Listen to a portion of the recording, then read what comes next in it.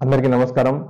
ఆంధ్రప్రదేశ్ ముఖ్యమంత్రి వర్యులు శ్రీ వైఎస్ జగన్మోహన్ రెడ్డి గారు ఇల్లు లేని నిరుపేదలకు ఇళ్ల పట్టాలు ఇస్తుంటే వాటిలో అవినీతి జరిగిందని చెప్పి శ్రీ నరేంద్ర మోడీ గారికి పవన్ కళ్యాణ్ లేఖ రాశాడు.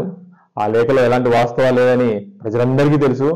అంతేకాకుండా పవన్ కళ్యాణ్ కూడా తెలుసు. కానీ పవన్ కళ్యాణ్ అంటే చంద్రబాబు నాయుడు దగ్గర మెప్పు పొందడం కోసం, అతన్ని సంతృప్తి పరచడం కోసం అతను ఇచ్చిన స్క్రిప్ట్ ప్రకారం నడుచుకుంటున్నాడు.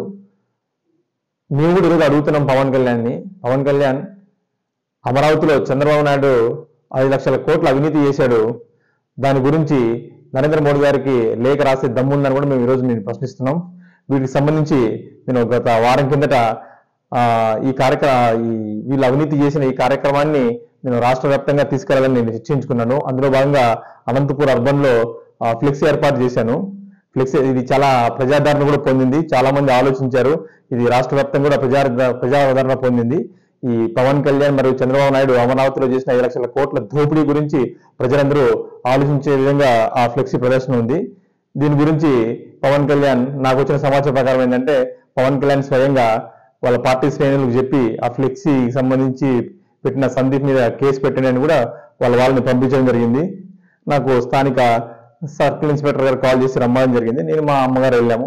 ఆయన చెప్పారు. మేము అడిగాం, నిజంగా 5 లక్షల కోట్ల అవినీతి సంబంధించి మేము ఫ్లెక్సీ ప్రదర్శన చేసింది అది చట్ట విరుద్ధము అయితే పవన్ కళ్యాణ్ జగన్మోహన్ రెడ్డి గారి మీద నిరాధారమైన ఆరోపణలు చేసింది కూడా ఆయన చేసి, అంతేకాకుండా ఆ నిరాధారమైన ఆరోపణలు చేసి తన ఫేస్బుక్ లో, తన పార్టీ ఫేస్బుక్ లో పెట్టాడు.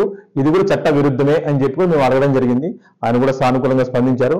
వాళ్ళు ఆ జనసేన వాళ్ళు పెట్టిన కేసుని ఆయన తీసుకోలేదు. ఆయన సామరస్యపూర్వకంగా చెప్పారు. కానీ నేను పవన్ కళ్యాణ్ సూటిగా చెప్తున్నాను, నేను డెమోక్రటిక్ లెవెల్లో వస్తున్నాను. నేను డెమోక్రటిక్ లెవెల్లో నిన్ను ప్రశ్నిస్తున్నాను. నీకు దమ్ము ధైర్యం ఉంటే సమాధానం చెప్పు. మేము ఇద్దరమే తల్లి కొడుకున్నామని చెప్పి నీ పార్టీలో ఉన్న జనసేన గుండాల్ని 60 మంది 50 పంపించి మమ్మల్ని ఏమైనా భయపెడదాం అనుకుంటున్నావా? నీ వెనకాల నీ గుండా సైన్యం ఉంటే నా వెనకాల కూడా జగనన్న సైన్యం ఉంది. నువ్వు మమ్మల్ని ఏం చేయలేవు, గుర్తుపెట్టుకో. రాజకీయంగా వస్తున్నావు, రాజకీయంగా రా, రాజకీయంగా తగులు, రాజకీయంగా తేల్చుకున్నావు. నువ్వు వ్యక్తిగతంగా నన్ను మా అమ్మగారిని భయపెట్టే విధంగా నీ జనసేన గుండాలను పంపించి బెదిరిస్తావంటే మేము రాయలసీమ నుంచి పుట్టినోడిని, ఎస్పెషల్లీ అనంతపురం జిల్లా నుంచి పుట్టినోడిని, సింగనమల కాన్స్టిట్యున్సీ మాది, గుర్తుపెట్టుకో. నాకు కూడా ఉంది ప్రైవేట్ సైన్యము. నీ పరంగా నువ్వు వస్తే నేను వస్తానని చెప్తున్నాను. ఇది మంచి పద్ధతి కాదు, గుర్తుపెట్టుకో పవన్ కళ్యాణ్. నీకు దమ్ము ధైర్యం ఉంటే ప్రజాస్వామ్యబద్ధంలో ఆన్సర్ చెప్పు. నువ్వు నీ జనసేన గుండాలను పెట్టి భయపడించడం ఏంటి? భయపడతాం అనుకున్నావా? నేను ఇంకా నీ మీద నేను రాజకీయ యుద్ధం చేస్తున్నా, అది గుర్తుపెట్టుకో. వ్యక్తిగత యుద్ధం చేస్తే నువ్వు తల కూడా బయట పెట్టుకోలేము కూడా నీకు హెచ్చరిస్తున్నాను.